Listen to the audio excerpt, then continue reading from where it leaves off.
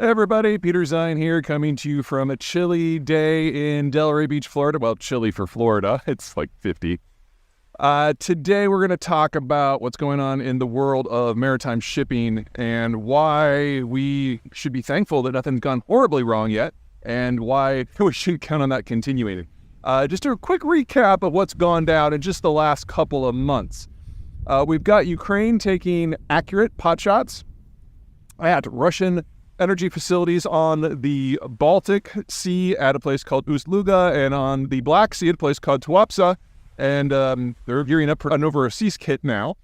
We've got a drought in Panama, which based on whose numbers you're using and whether you're going by value or tonnage has reduced the throughput of the Panama Canal by somewhere between 1/3 and 2/3. We've got Houthis in Yemen who are taking pot shots at pretty much every other vessel that happens to go by them, which has reduced shipping through the Red Sea by about 10% for energy and cargo. We've got fresh piracy in places like Somalia. It's never really gone away in places like the Gulf of Guinea or the Strait of Malacca. And we've got the Chinese making ever louder noises about wanting to change the security environment in their own neighborhood, even as the Russians are actively making roughly 2/3 of the Black Sea a no-go zone. It's a long list. It's getting longer by the day. But, to this point, there has not been a meaningful break in the old system. A big part of that is because of the insurance structure, where every vessel who's sailing anywhere has to get some sort of policy to insure both their hull and their cargo. And while with the ever-tightening sanctions on the Russians because of the Ukraine war, to this point, that system has not been broken. It has been denied Russian shipping, but Indian, Chinese, and Russian state companies have stepped in to offer policies, and so far, none of the ships that have had problems anywhere have been under one of those policies. So what has happened is we've got this dual system where we have the normal world where the Americans and especially the Europeans are providing the insurance for most of the shipping, when you've got this ghost fleet that's developed, mostly older vessels that were about to be decommissioned that have been brought back and given a new lease on life as second-rate cargo haulers, especially for liquids, where they have a Chinese, Indian, or Russian insurance policy. This ghost fleet, based on whose numbers you're using, it may be as much as 10% of the global tanker fleet. And there's also a few bulkers and maybe even a few container ships that are kind of joining its ranks now too. Anything that the Russians can do to keep things under the table from the point of view of global record keeping and shipping. Now, what that means is that the risk has been deferred and absorbed by this shadow organization that has kind of popped up. We're now in a situation where we're kind of in a holding pattern, where we're kind of waiting for like a real, actual disruption to happen. Because so far, no real country has targeted any sort of shipping. It's not like the Japanese and the Chinese have started trying to block each other. The U.S. is still using its naval power to patrol the oceans where it can, and the biggest beneficiary of that system is none other than China. And we don't have the Russians or NATO deliberately targeting each other's commercial shipping yet. In fact, everyone is very scrupulously sticking to the old structures. They're just kind of trying to maneuver their own ways to get national and regional advantages. Now, this isn't going to be long for the world. This is a very unstable sort of equilibrium that we have reached in early 2024. And this is crazy. That ghost fleet is the reason why it's all still working. It's kind of a testament to the strategic inertia of the system. But now the buffer, the ghost fleet, is something that is largely documented, largely under the table. And if one of these ships gets into trouble, it's an open question of whether or not the U.S. Navy will step in to help. All of these are unknowns, which means as soon as that happens, a ghost fleet ship gets into trouble or a real country starts taking shots at another country's shipping, we don't just lose that buffer, we lose all of the insulation that we've managed to build up in the last 2 years, and we get a very quick breakdown, much faster than we would have otherwise. Now, Based on what happens geopolitically, this could all go any number of directions. If the United States decides to take a shot at what the Iranians are doing in the Gulf, that obviously takes us one direction. The Chinese decide to do something in the South China Sea, that takes us another. If Ukraine accidentally hits an actual third-party vessel in some of its anti-Russian operations, it goes another. If the Russians board and capture somebody going to a Ukrainian fort, that takes another. We're on the edge. There's a lot of guns aimed at our heads right now. And it honestly, from my normal point of view, it doesn't really matter which way this goes. It all leads to the same end place, where long-range shipping is simply no longer viable. And shipping in general through dangerous areas is simply no longer viable. And the two biggest plays in the world that benefit from the current system are, ironically, Russian sanctions-busting oil exports, which have to sail all the way around Eurasia, and Chinese merchandise exports who have to do the same thing. Those are the longest haul plays out there, all going through dangerous zones. So when this cracks, we see those two things get hurt first, but they will be far from alone. Remember, East Asia is home to half of all manufacturing supply chain steps. There is no version of manufacturing in the world, especially when it comes to things like computing and electronics, where it works without that setup. And that requires global shipping to be safe. So we need to be prepared for the not too distant future when all of this just stops working and we have to figure out a fundamentally new model that's probably going to be more based on regional trade rather than global. Okay, that's plenty for the day. Take care.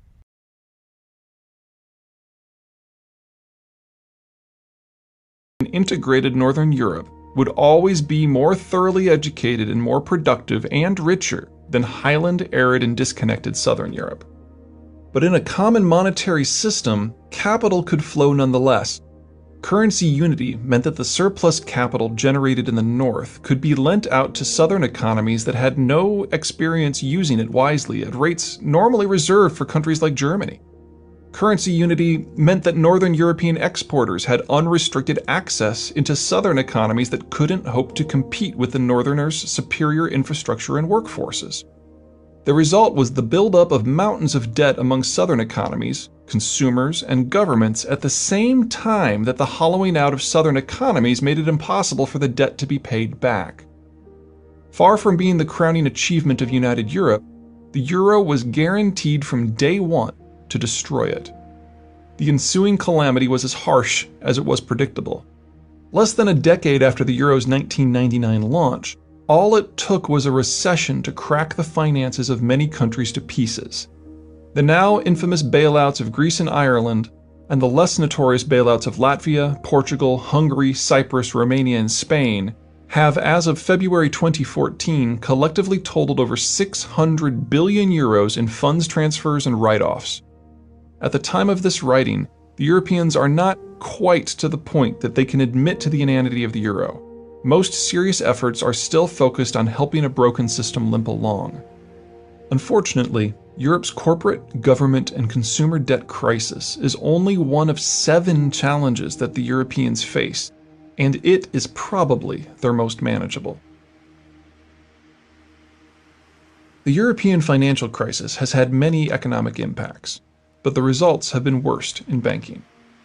Because the Europeans see banking as a national prerogative, concerns such as national infrastructure needs, maximum employment, and government budgetary stability are tossed into the mix of bankers' concerns, right along with concerns of collateral and profitability. This has encouraged, and oftentimes actually required, Europe's banks to put national directives above corporate decision-making, particularly on topics like due diligence. This enables European governments to use their banks as a means of speeding investment in this or that targeted sector, to construct or repair infrastructure sooner than if they had to raise capital from private sources or taxes, or to help maintain governmental budgets in times of stress by simply directing the banks to invest in government bonds. Unsurprisingly, many of Europe's banks are state-owned in majority or in part, and even those that are not are often used as slush funds for various political interests at the local, regional, and/or national level. In essence, the various governments see the financial sector as a tool of governance and use it as such. An excellent example is that of Belgian French bank Dexia. Many Belgian communities purchased shares in the bank to ensure that they would always have a strong private demand for their local debt. If a private corporation had done something similar, it would have been illegal in Europe and the United States as an antitrust violation. As the European financial crisis deepened in 2008, it became obvious that investors were shunning the bonds of highly indebted governments, such as Belgium, where the national debt was rapidly approaching the country's total GDP. Dexia did not join the exodus. Far from it. Its owners, Belgian government entities, directed Dexia to purchase even more Belgian debt. As the financial crisis proceeded, Dexia assets soured, especially its government debt. The bank ran out of operating capital, and in September 2008, it was forced to apply for bailout assistance. The bank's assets were so overvalued and its operating capital so negative that it cost taxpayers 6 billion euros over 2 bailouts to close the thing down. As regards geopolitics, this has 2 inevitable outcomes. First, in Europe, finance writ large is state-directed rather than market-directed. That maximizes the presence of the state-linked banks in the broader system, while minimizing the involvement of non-government financial sectors such as stock markets and corporate bonds. This is the opposite of the American system, where finance is somewhat agnostic and government's involvement in the sector is normally limited to regulatory matters. Consequently, approximately 70% of all private credit in Europe is obtained from banks, while in the United States it is the faceless stock markets that generate fully half of all credit, with banks playing only a supporting role. The second outcome of this bank-centric system is that when Europe suffers from a recession, its banks' highest priority is to keep governments functioning. That means they must double down on financing government deficits. Couple the financial crisis with a recession, and banks simply have no resources remaining to lend to businesses and consumers. This means that until Europe can rectify the financial imbalances the euro has caused, any growth in Europe must occur without more than middling participation from its banking sector, a sector that controls nearly all of the system's available credit. That would be bad enough if everyone involved still agreed what the goal of a united Europe was. That, alas, is a degree of unity that no longer exists. The European Union and its predecessor, the European Economic Community, has always been a strange animal. Any organization that was formed in the early years of Bretton Woods was going to have an economic underpinning considerably different from the previous era, and in this the EU did not disappoint. But more than an economic grouping designed to take full advantage of the security and trade network the Americans had created, the EEC and EU ultimately had a political rationale. That rationale belonged to Paris. While France had always been near the top of the European pile, it had only rarely been actually on top. And even when it was during the Napoleonic era, the other European powers ruthlessly tore it down from its perch. After Napoleon's fall from grace, France refounded itself and attempted to resume its position as the premier European power. It never made it. The British stymied the French in the wider world just as the Prussians did within Europe. And in 1871, Paris found itself not simply under German occupation, but being forced to cede territory and the authority to manipulate Central European affairs to Berlin. The rest of the story includes French devastation in the World Wars. But the American-forged security arrangements of the post-World War II era provided Paris with some interesting opportunities. Austria had been split off from Germany, and both had been parceled up and occupied. Italy was cast adrift. The British had gone home. The Iberians and Turks had skipped the war and were languishing under their own local authoritarian governments. The Russians loomed large, but rather than manipulate European events, they had drawn the Iron Curtain and were busy digesting Central and Eastern Europe. The only truly involved powers on the continent were the Low Countries of the Netherlands, Belgium, and Luxembourg, a trio that could not resist French power without considerable assistance, and there was no assistance to be found.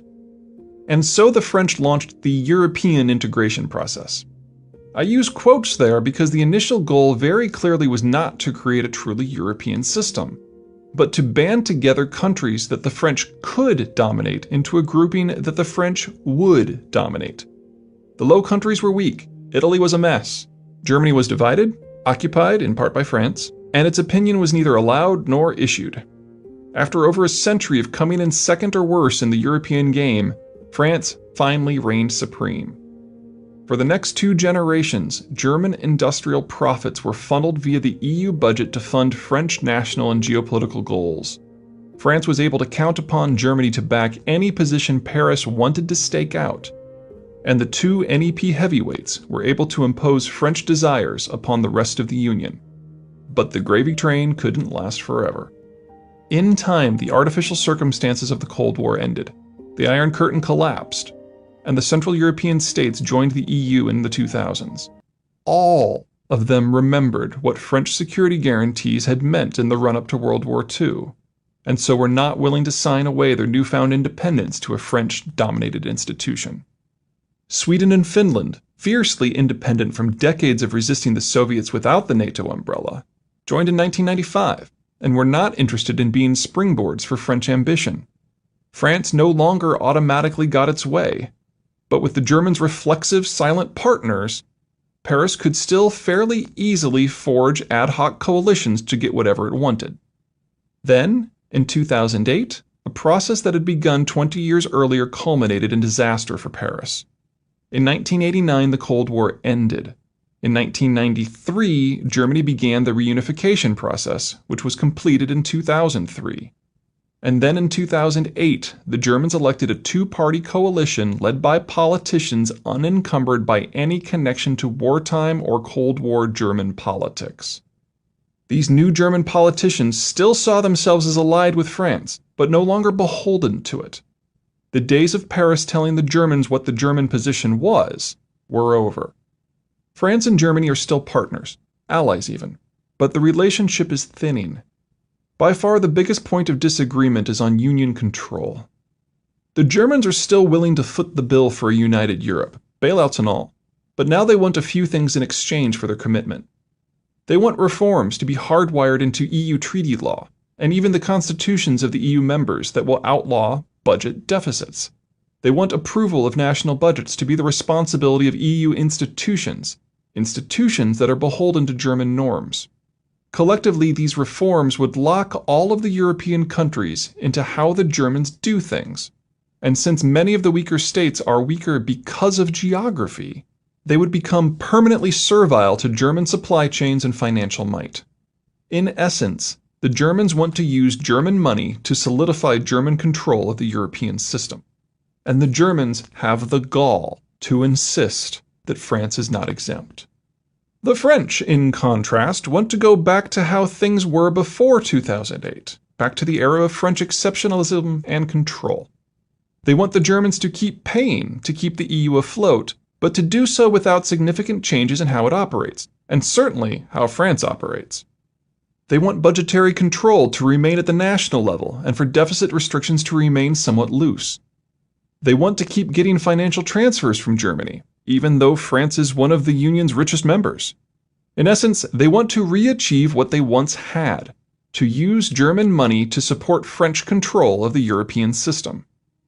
Until and unless the French and Germans can close ranks, everything else about the European Union degrades into near pointlessness. The EU hasn't enacted a meaningful foreign policy stance since the financial breakdown of 2007. Critical needs such as a banking union have been negotiated due to French insistence, but not armed with the money or authority required to make them functional due to German insistence. Bailouts have been awarded, as Berlin realizes they must, but the terms have been so constantly abrogated that the weaker countries, often due to French intervention, have been able to enjoy a revolving door of fresh credits. This furious running in place will last until the Franco-German relationship heals.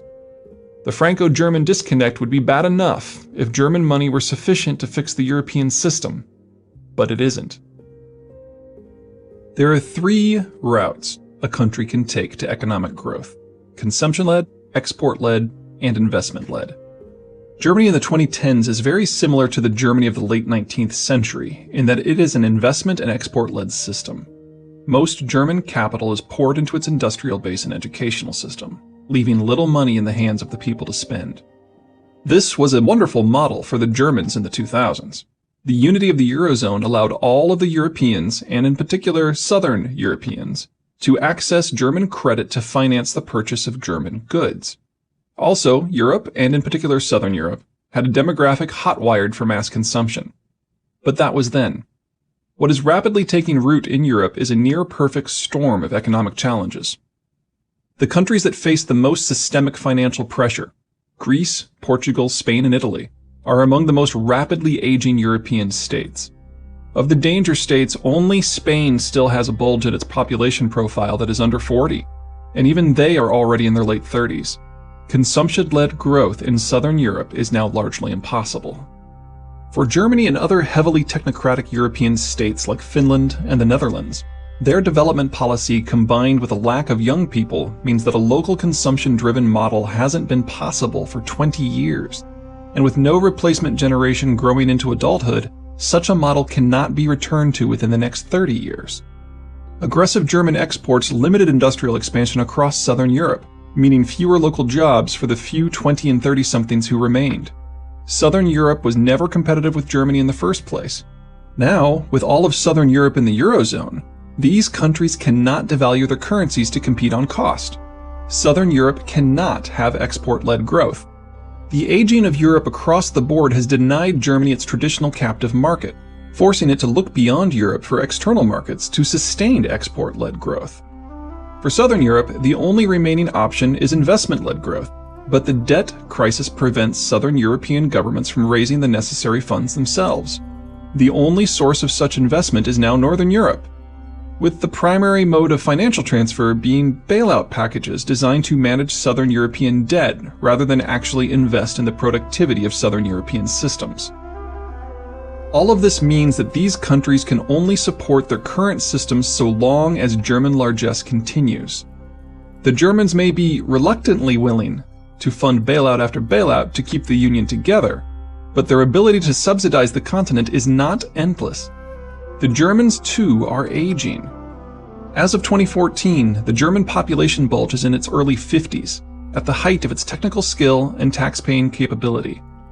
That's making German tax coffers flush with cash and allowing the German export machine to outcompete nearly everyone on not just the European, but also the global stage. Fast forward a decade, however, and this cadre will be retiring en masse and drawing pensions.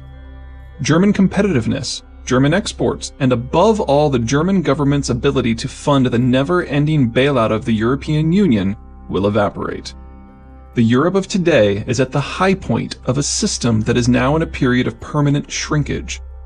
Between banking dysfunction and aging demographics, credit will never be as accessible in Europe as it is now, and growth will never be as strong as it is now.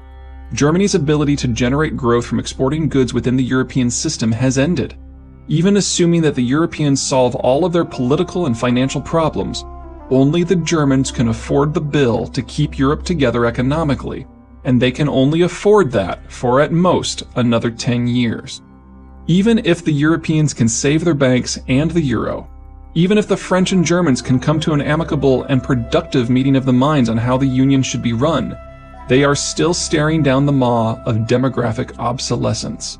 And they are doing so at a time when the rest of the world still boasts a relatively young demography.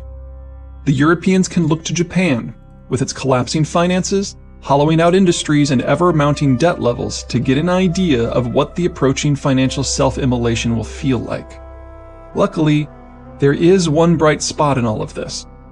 As Europe slouches into Japanese-style demographic and financial malaise, it is simultaneously retreating from the global system. Japan's banks are so insolvent that all have already withdrawn from the international system. Europe is now following suit, with European financial involvement in everything from investment in East Asia to trade finance becoming an ever less European affair. As Europe's crisis worsens and spreads, it is inadvertently fencing itself off from the international system. When the European system does finally snap, it probably won't be taking the rest of us with it. Problem 5. Germany in crisis. The two world wars did not so much confirm Germans' aggressiveness as it confirmed their desperation. Germany is too exposed to rivals at most points of the compass. No matter how successful the Germans may be in prosecuting a war in one direction, they simply lack the numbers to be successful in all of them. The only way Germany can compete is to be better than its neighbors. Better education, faster financing, higher levels of efficiency, more productive workforce, more advanced industrial base, better infrastructure. This certainly allows them to prevail in struggles against any of their rivals, but it has never enabled them to prevail against all of them. Invariably, German success breeds ever larger and more powerful anti-German coalitions that eventually overpower it. Unless, of course, someone changes the rules of the game. That is precisely what the Americans did with Bretton Woods. The Americans granted the Germans access to all of the raw materials and markets they could ever need. The Americans also incorporated the Germans into an alliance network in which their neighbors were actually helping to defend Germany instead of threatening or resisting it. In a complete geopolitical flip, Germany's rivals turned alliance partners had become economic partners as well. But the Germans didn't stop being hyper-efficient. All of their organization and energy was now wholly focused on their industrial base and export industries. Bretton Woods didn't just allow for the end of European violence and the formation of the European Union.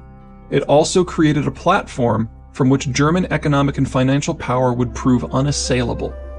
Unable to compete with the Germany that was not weighed down by egregious defense costs, countries as varied as the United Kingdom, France, Spain, and Greece saw their economies steadily hollowed out by superior German industrial output. And in the post-Cold War era, German life got even better. NATO expanded to the former Soviet republics, ending Germany's status as a border state. Reunification injected 16 million low-cost but still highly skilled East Germans into the West German system. That's kept a lid on labor inflation, one of the perennial bugaboos of Germany's high-skilled labor economic model. Even the European financial crisis has helped. Lumping straggling countries like Italy, crisis countries like Ireland, and dysfunctional countries like Greece in with hyper-efficient Germany has put substantial downward pressure on the euro. German exports can outcompete almost anyone, anywhere. Well, it was fun while it lasted. Without the Americans imposing and guaranteeing Bretton Woods, there will be no NATO and no global economic trade network. The 32% share of German exports that requires open sea lanes and American largesse represents 16% of German GDP. A greater relative portion than all American trade with the entire world. The remaining 68% of German exports, over one-third of German GDP, just shy of $1 trillion, is not immediately in danger as they are sold to countries either within the European Union or physically close neighbors such as Switzerland, Norway, Ukraine, and Russia. But there is nothing to say that these exports will be secure or stable. Bretton Woods granted market access and physical security guarantees and made the peaceful evolution of the European Union possible. As each beneficiary has different security and economic needs, each will respond to the American withdrawal differently, particularly as a considerable list of European countries perceived the American security guarantees as guaranteeing their security from Germany.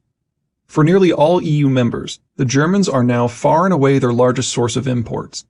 In a world in which their extra-European exports are suddenly in danger, this quickly escalates from a niggling political issue to a catastrophic economic one.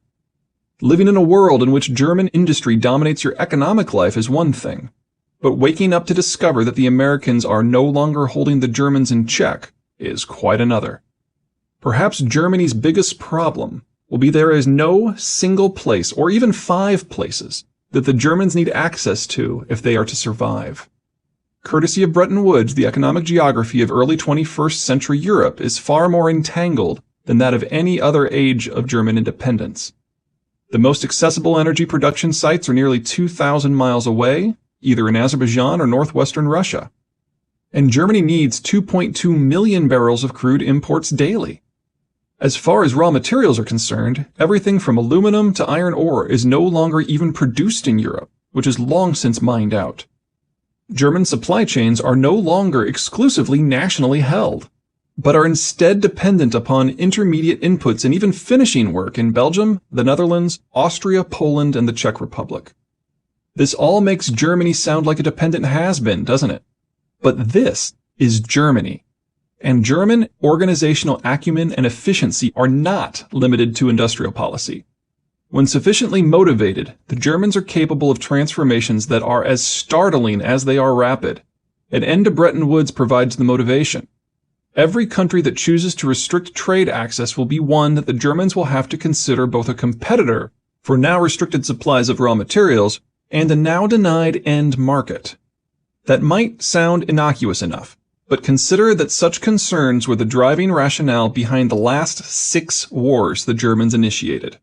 World War II, World War I, the Franco-Prussian War of 1870-71, the Austro-Prussian War of 1866, and the Schleswig Wars of 1848-51 and 1864.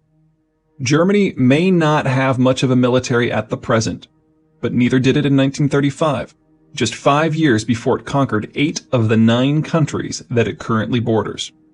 This isn't Uzbekistan or Japan, where the requirements are nearby so the path is obvious. This isn't Saudi Arabia or Iran, where the threats and so the necessary steps to counter them are clear. Without Bretton Woods, Germany's mere existence is a threat to the very neighbors that Germany needs if it is to continue as a successful country. And under Bretton Woods, the German economy has grown so much that even a deal with all of them still wouldn't give Germany the energy, resources, and markets it needs. Without the Americans, Germany's economic crisis quickly escalates to a European-wide strategic crisis, where the paths and outcomes are clear to no one. The only certain variable is that the Germans will not lie down and die.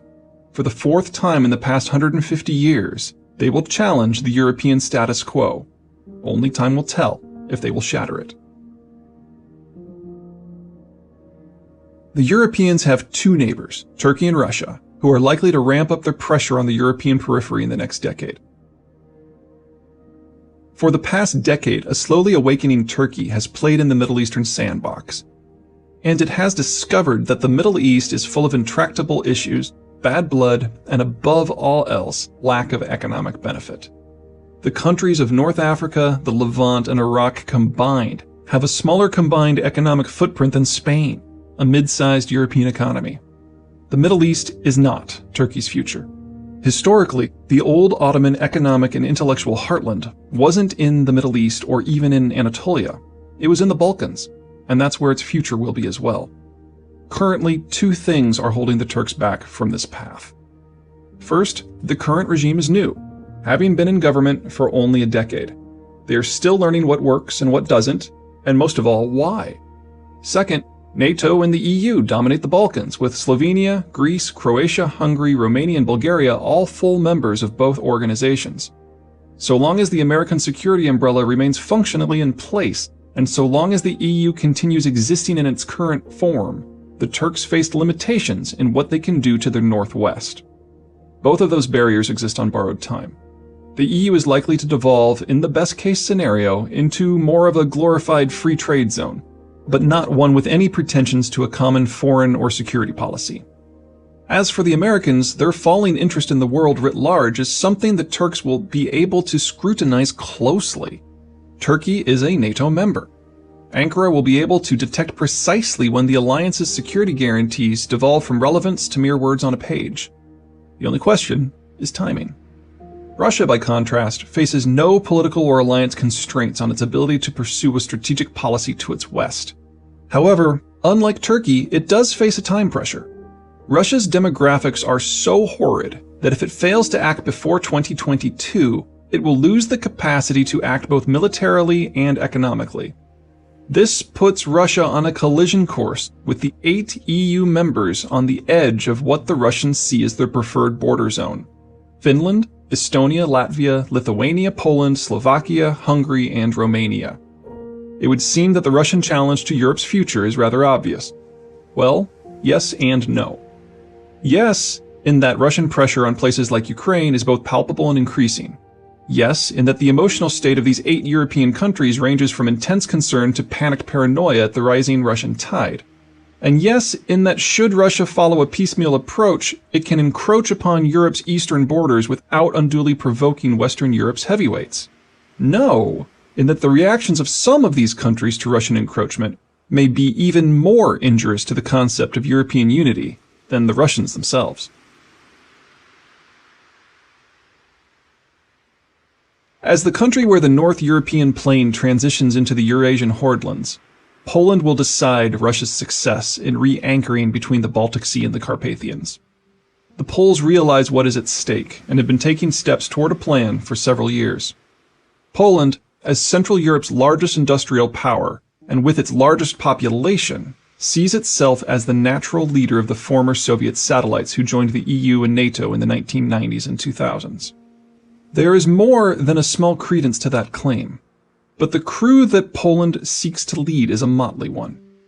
Even after a quarter-century of effort, the region's infrastructure is remarkably fractured. The Baltic states have far better links to Russia, a holdover of the Soviet era, than they do to one another or the Western European region. Romania and Bulgaria are south of the Carpathians and have but one four-lane road that links them to the rest of Europe, and only two bridges that connect them across the Danube, the second of which was only completed in 2013. Slovakia is mountainous. Hungary is really only linked to Austria, and even that connection is pinched by the Vienna Gap. Poland, somewhat ironically, has the best infrastructure linkages of the lot, but those connections are largely due to its position on the North European plain, which in turn ties it directly to both Germany and Russia, the two powers that Warsaw is most concerned about. Making matters worse, nearly all of the former satellites are dependent upon the Russians for both oil and natural gas. An alliance of the Intermarium, the countries between the Baltic and the Black Seas, simply isn't workable. Merely coordinating the actions of such disconnected geographies and heterogeneous cultures would be an endeavor attempted only out of sheer desperation.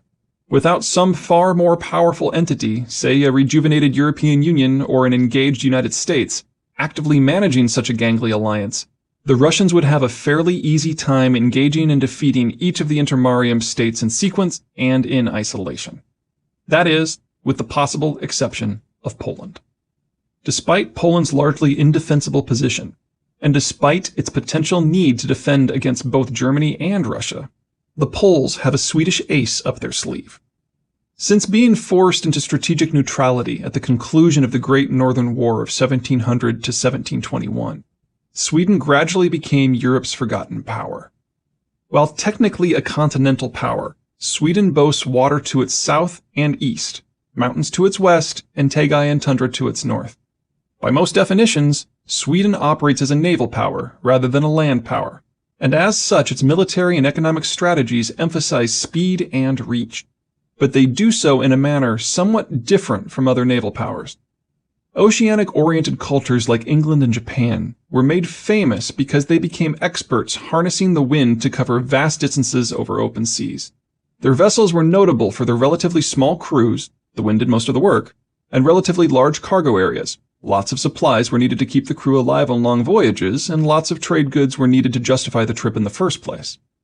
With large, manpower-light vessels, the British needed to interact with the locals right on the coast.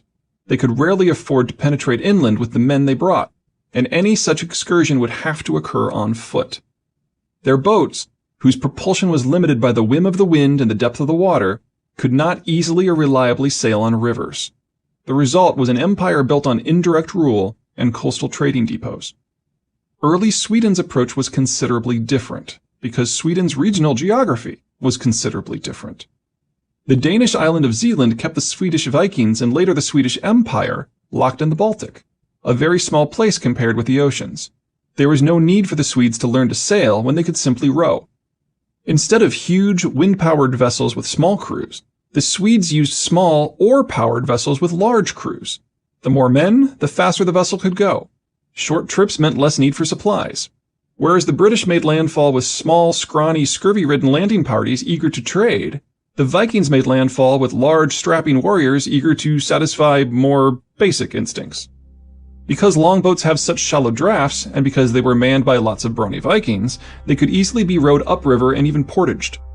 Unique among the naval powers, the Swedes punched deep inland and even showed up as far away as Constantinople from time to time.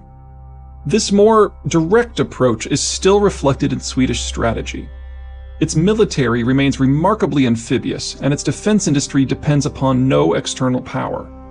Its economic relationships are direct and deep, seeking full ownership, in contrast to the Anglo preference of involvement via minority share purchases. But Sweden remains undeniably maritime, valuing trade and financial connections over the hardwired infrastructure and military links of land-based powers. Even now, 3 centuries after Sweden's grand defeat in the Great Northern War and its banishment to neutrality, the Baltic Sea remains a Swedish lake. Much of the world has forgotten this, but not Sweden's neighbors, because they were first raiding targets, then part of the Swedish Empire, and now part of the extended Swedish family, literally. Another culture that hasn't forgotten are the Russians, whose rivers are not particularly amenable to traditional maritime transport, but were perfect for the Viking expeditions of the previous age. The issue for the Russians and Germans isn't that Poland wants to be the brain and muscle of an anti-Russian and maybe anti-German intermarium, but that Sweden has every interest in making sure that the Poles succeed. Like Poland, the Swedes fear undue German or Russian influence regardless of the form it takes. And while Poland might have some difficulty spackling together an alliance, Sweden already has one. The familial relations of Viking and Imperial Sweden do not just include the weaklings of Estonia, Latvia, and Lithuania, but also Finland, Norway, and Denmark, economically developed, culturally united, militarily robust countries that boast more than enough petroleum to supply everyone in the extended Swedish family, and Poland as well.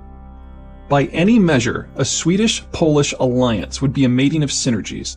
Sweden is an advanced maritime technocracy, while Poland is a modernizing land-based industrial power. Sweden has the money and technology needed to make Poland bloom, and Poland has the market to make it worth Sweden's while. And neither are in the Eurozone, so at least part of the European carnage to come will pass them by. Numbers will still prove a problem. There are under 10 million Swedes to support fewer than 40 million Poles against over 80 million Germans and some 140 million Russians. If Poland is to be successful, it will need more than simply Swedish help. Which brings us back to the Americans. The benefits of a Poland that can preserve its independence are undeniable. It would keep Central Europe out of either the German or Russian sphere of influence, and condemn both Germany and Russia to remain locked down on local issues. Unfortunately, Poland's case and its intermarium alliance is hopeless. Keeping Poland in play would require substantial commitment of technology, treasure, and in the end, likely even blood.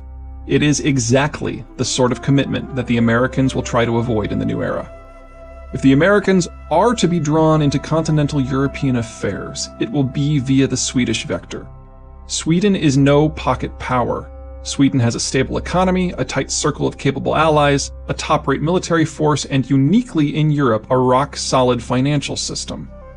The trick will be to manage and bolster Poland via Sweden, so that the Americans can remain one step removed from the NEP. From the American point of view, Sweden makes Poland worth a second look.